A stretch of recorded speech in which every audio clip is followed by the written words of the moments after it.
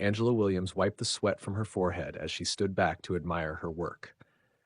The sun was just beginning to set, casting a golden hue over the raised garden beds lining her backyard. Vibrant green leaves swayed in the warm evening breeze, the scent of fresh basil and rosemary filling the air. Tomatoes, bell peppers, collard greens, and zucchini were thriving under her careful attention. It was everything she had dreamed of when she bought her home in Maplewood Estates, a place where she could cultivate her love for gardening, grow her own food, and enjoy the peace of suburban life. She had spent weeks designing the layout, choosing the right soil, and ensuring each plant had enough space to flourish.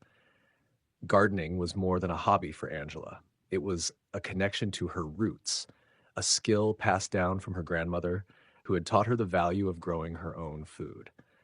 As she reached down to pluck a few ripe cherry tomatoes, she felt a deep sense of pride. But that feeling didn't last long. Across the perfectly manicured hedge that separated her yard from her neighbors, a pair of disapproving eyes were locked onto her. Karen Miller, president of the Maplewood Estates Homeowners Association, stood with her arms crossed, lips pursed in a thin line of discontent. She had been watching Angela since the day she moved in, but lately her glares had grown sharper, her presence more frequent. Angela sighed and turned back to her garden, hoping to ignore the tension brewing just a few feet away. But Karen wasn't one to be ignored. "Angela," she called out, her voice clipped and authoritative. Angela turned, forcing a polite smile. "Evening, Karen." Karen took a step closer, her short blonde bob bouncing with the movement. "I was just taking a walk around the neighborhood and noticed, well, this." She gestured vaguely at the garden. "I don't think you're aware, but we have very strict guidelines in Maplewood Estates regarding the aesthetics of our yards." Angela raised an eyebrow. And vegetable gardens are not permitted in front or backyards visible from neighboring homes," Karen said with a pointed look. "It's in the HOA bylaws. We strive for a certain uniformity here." Angela let out a short laugh, folding her arms. "Uniformity? Karen, people have patio furniture, flower beds, even lawn gnomes. How is my vegetable garden any different?" Karen's expression hardened. "It just doesn't fit the aesthetic of the community. I'm sure you understand." Angela's smile faded. She knew exactly what Karen meant. "I'll have to issue a notice of violation," Karen continued, reaching into a small folder she had been carrying. "If it's not removed within 30 days, fines will begin accumulating." Angela took the notice without glancing at it. "This is ridiculous." "It's the rules," Karen said, tilting her chin up. "Rules that everyone agreed to when moving here." Angela inhaled sharply, her fingers tightening around the paper. She wasn't about to let some overzealous HOA president dictate what she could and couldn't grow on her own property. She met Karen's gaze, unwavering. "We'll see about that." Karen blinked, clearly taken aback by Angela's defiance, but she didn't argue. Instead, she gave a tight-lipped smile, turned on her heel, and walked away. Angela exhaled slowly, looking down at the notice in her hand. She had worked too hard for this garden. She wasn't about to back down. Not now. Not ever. Angela sat at her kitchen table, the violation notice lying flat in front of her. The words stared back at her in bold, unforgiving print. "Unauthorized vegetable garden, remove within 30 days or face fines." She clenched her jaw, flipping the paper over as if that would make it disappear. She had researched the HOA rules before moving in, and nowhere had she found anything explicitly banning vegetable gardens. Karen was bluffing, or worse, targeting her. Taking a deep breath, Angela reached for her laptop. If Karen wanted a fight, she'd come prepared. Within minutes, she was deep in research, scanning HOA bylaws and state laws regarding homeowner rights. Everything she read confirmed what she suspected. Karen had no real grounds to demand she remove her garden. A knock at the door pulled her from the screen. She sighed, already bracing herself. When she swung it open, her neighbor Sarah stood on the porch, holding a plate of cookies. "I heard about what happened," Sarah said, stepping inside without waiting for an invitation. "Karen's at it again, huh?" Angela let out a dry laugh, closing the door. "You don't seem surprised." Sarah placed the cookies on the counter and shook her head. "Karen has been pulling this kind of thing for years. She bullied the Hendersons about their porch swing, harassed the Rodriguezes over their holiday lights, and don't even get me started on what she did to the Thompsons' bird feeder." Angela raised an eyebrow. A bird feeder? She claimed it was attracting undesirable wildlife, whatever that means, Sarah said with an eye roll. She made them take it down or pay $100 a day in fines.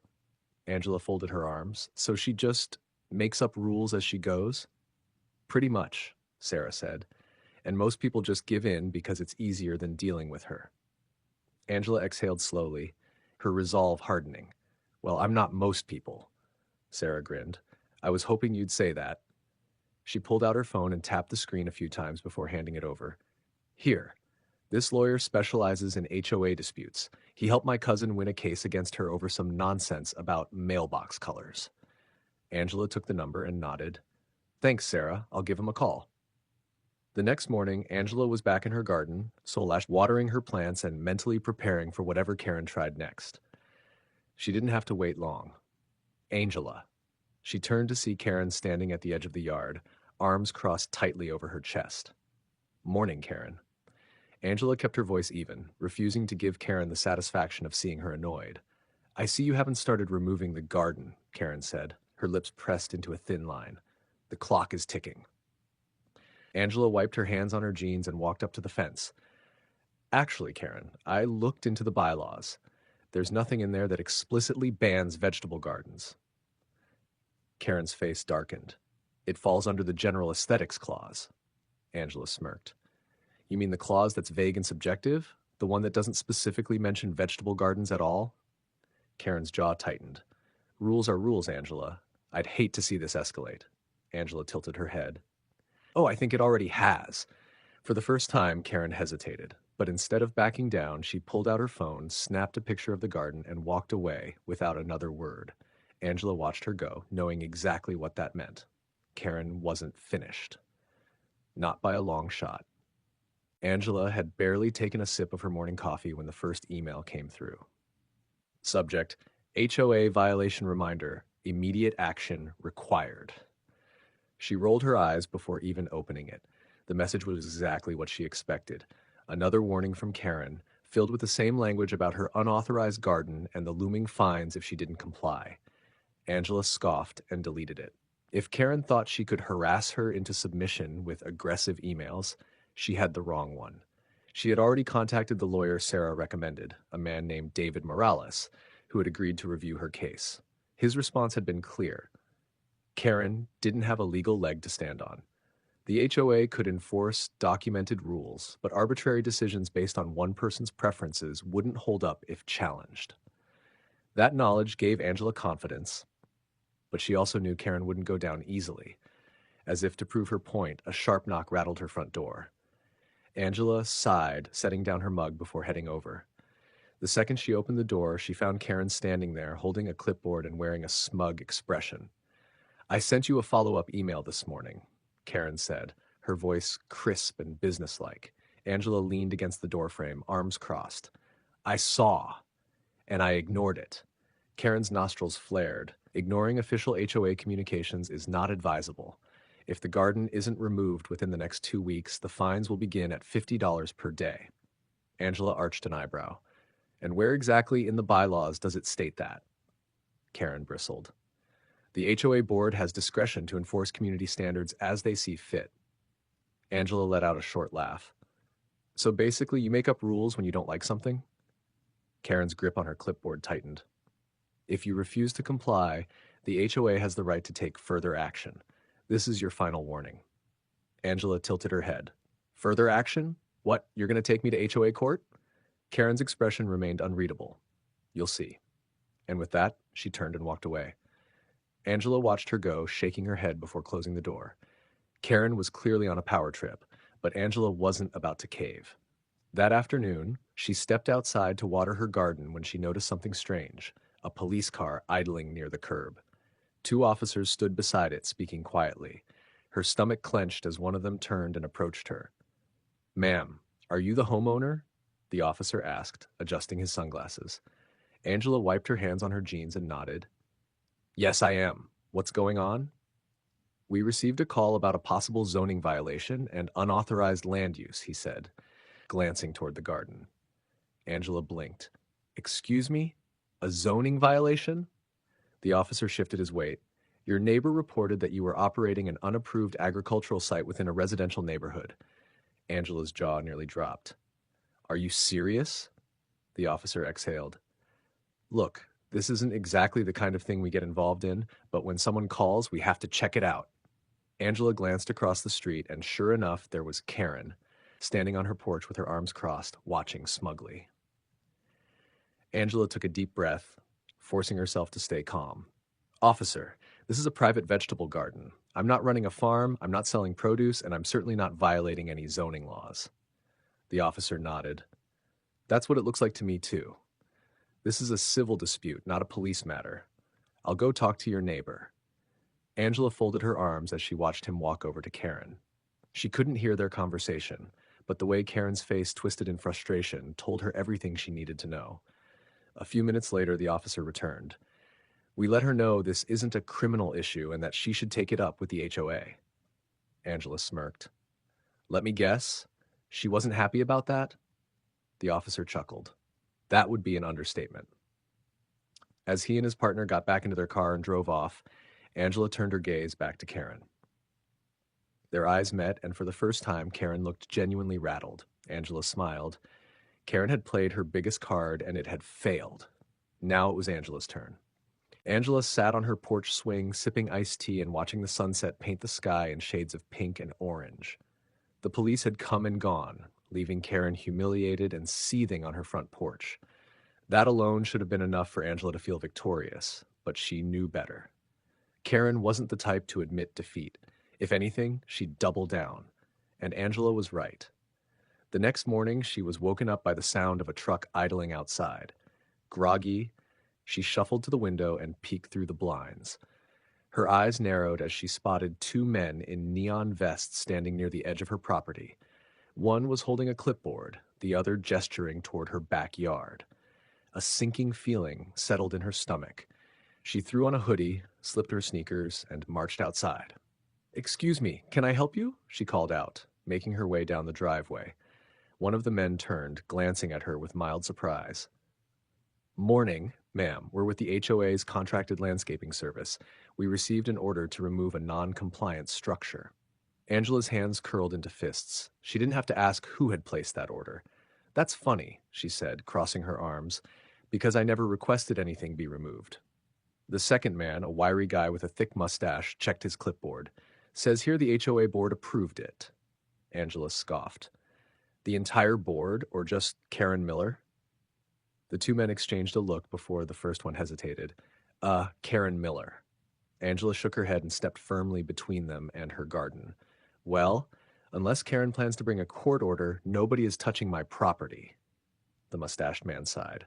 "Look, ma'am, we're just doing our job, but if you're refusing, we'll have to report back." "Go ahead," Angela said, her voice firm. "And while you're at it, tell Karen she's in violation of the HOA's own policies for authorizing work without the homeowner's consent." The men didn't argue. With a shrug, they climbed back into their truck and drove off. Angela took a deep breath, but her pulse was still racing. This was beyond ridiculous now. Karen had escalated to attempted trespassing and property destruction. That wasn't just an HOA issue, that was a legal one. She stormed back inside and grabbed her phone. It was time to fight back. Within an hour, she was sitting across from David Morales in his downtown office, hands gripping the violation notice Karen had originally issued. David leaned back in his chair, flipping through the HOA bylaws she had printed. "This is classic overreach," he said. "Your HOA can only enforce what's explicitly stated in the governing documents. There's nothing here about banning vegetable gardens." Angela nodded. "And now she's trying to have it removed without my consent." David's eyebrows shot up. "That's a serious violation. If she authorized removal without board approval and legal notice, she could be held personally liable." Angela smirked. "So she could end up paying for damages?" "Not just that," David said. "If you wanted, you could sue for harassment and illegal enforcement of non-existent HOA rules. The fines she's threatening you with wouldn't hold up in court." Angela exhaled, relief washing over her. "So what's our next move?" David tapped his pen against the desk. "We hit her with a formal cease and desist letter. That will make it clear she's violating your rights. If she doesn't back down, we escalate." Angela grinned. "Let's do it." David drafted the letter on the spot, making it crystal clear that Karen had no legal authority to enforce her personal preferences as HOA policy. It also warned that any further attempts to remove the garden or harass Angela would result in legal action. By the time Angela left the office, she felt lighter than she had in days. She couldn't wait to see Karen's reaction. That evening, she printed 2 copies of the letter, one for Karen and one for the HOA's official records. With a satisfied smile, she slid the first letter into an envelope, marched across the street, and rang Karen's doorbell. It took a few moments before Karen answered, her expression already sour as if she knew something was coming. Angela handed her the envelope. "This is for you." Karen hesitated before taking it, eyes flicking to the return address on the front. The moment she saw the law firm's name, her face paled. Angela didn't say another word. She simply turned and walked back to her house, leaving Karen standing in the doorway, clutching the letter like it had just detonated in her hands. Now the real battle had begun. Karen's reaction came faster than Angela expected. The next morning, Angela sat on her porch, coffee in hand, enjoying the quiet after a tense few days. But the peace didn't last long. A sharp, rapid knock at her door shattered the morning stillness. She set down her mug and took her time answering, already knowing who it was. When she pulled the door open, Karen stood there clutching the legal letter, her face red with barely contained fury. "This," she sputtered, waving the paper in Angela's face. "This is completely unnecessary." Angela leaned against the doorframe, arms crossed, and raised an eyebrow. "Is it? Because I was under the impression that you were the one violating my rights." Karen exhaled sharply through her nose. "I was simply upholding the community standards. The HOA exists for a reason, to protect property values, to maintain order. If everyone did whatever they wanted, this neighborhood would fall apart." Angela let out a short laugh. "Karen, I'm growing tomatoes, not running a scrapyard." Karen's nostrils flared. "That garden is an eyesore." Angela tilted her head, amused. "You mean the same garden that half the neighborhood has complimented me on? The one that your own bylaws don't prohibit?" Karen stiffened but didn't respond. Angela took a step forward. "Let me make something clear. You don't own this neighborhood. You don't get to make up rules because you don't like the way something looks. And you definitely don't get to harass me or try to destroy my property." Karen's mouth opened and closed as if searching for a comeback, but Angela wasn't done. "That legal letter? It's real," she continued. "You will be held accountable for your actions. If you attempt anything else, more fines, more threats, another bogus 911 call, you'll be dealing with my lawyer. And trust me, Karen, I'm not afraid to take this to court." Silence stretched between them. Karen's fingers curled around the letter, wrinkling the crisp paper. Then her expression changed. The self-righteous anger faded, replaced by something else, worry. For the first time, Angela saw fear in Karen's eyes. Not just because she had been challenged, but because she knew she was losing. "You don't belong here," Karen muttered under her breath, barely audible. Angela's stomach twisted, but she didn't let it show. Instead, she gave Karen a slow, knowing smile. "And that's the real issue, isn't it?" Karen didn't answer. She simply turned on her heel and stalked back across the street, slamming her door behind her. Angela exhaled, her chest tight. She had always suspected that Karen's problem wasn't really about the garden. It was about her, about who she was and the fact that Karen couldn't control her. But Karen's power had crumbled the moment Angela stood up to her, and the rest of the neighborhood had noticed. Over the next few days, Angela received a steady stream of visitors, neighbors who stopped by to check in, to offer support, to tell her how tired they were of Karen's reign of terror. Some shared their own stories of harassment, others simply wanted to say thank you for standing up to her. But the real turning point came at the next HOA meeting. Angela didn't usually attend, but this time she made a point to sit front and center. Karen was there too, stiff-backed and stone-faced. As the meeting progressed, several homeowners raised complaints, not about Angela's garden, but about Karen's abuse of power. One by one, people spoke up about the unnecessary fines, about the arbitrary rules, about the way she had used the HOA as her personal dictatorship. By the time the board took a vote on whether Karen should be removed as HOA president, the decision was unanimous. Angela didn't celebrate. She didn't gloat. She simply met Karen's furious gaze from across the room and gave her a small, satisfied nod. The battle was over.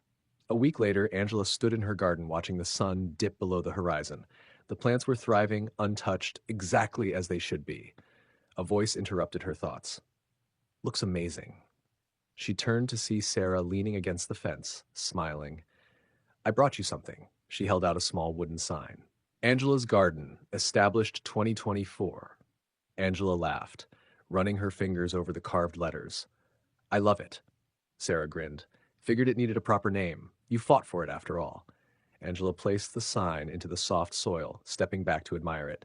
A symbol, not just of her garden, but of something bigger. Standing her ground, demanding respect, refusing to be pushed aside. She exhaled deeply, feeling lighter than she had in weeks. Karen might have started this fight, but Angela had finished it.